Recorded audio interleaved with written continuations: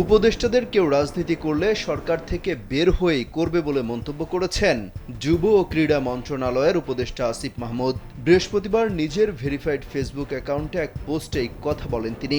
লেখেন, সরকারের থেকে রাজনৈতিক দলের সঙ্গে কোনো প্রকার সংশ্লিষ্টতার বিরুদ্ধে তারা। উপদেষ্টাদের কেউ রাজনীতি করলে সরকার থেকে বের হয়ে করবে। একই সঙ্গে রাজনৈতিক দলেরও সরকারের কাজে হস্তক্ষেপ করা অনুচিত বলেও মন্তব্য করেন তিনি। বলেন, বিভিন্ন সরকারি বা সাংবিধানিক গুরুত্বপূর্ণ পদে নিয়োগে তদবির বা চাপ প্রয়োগ করা অনুচিত। ধারণা করা হচ্ছে বিবিসি বাংলাকে বিএনপি মহাসচিব মির্জা ফখরুল ইসলাম আলমগীরের দেয়া এক সাক্ষাৎকারের প্রতিক্রিয়ায় এসব কথা বলেছেন আসিফ মাহমুদ। ওই সাক্ষাৎকারে মির্জা ফখরুল বলেন, যদি সরকার পূর্ণ নিরপেক্ষতা পালন করে তাহলে তারা নির্বাচন পরিচালনা করা পর্যন্ত থাকবে, তা না হলে নিরপেক্ষ সরকারের প্রয়োজন হবে।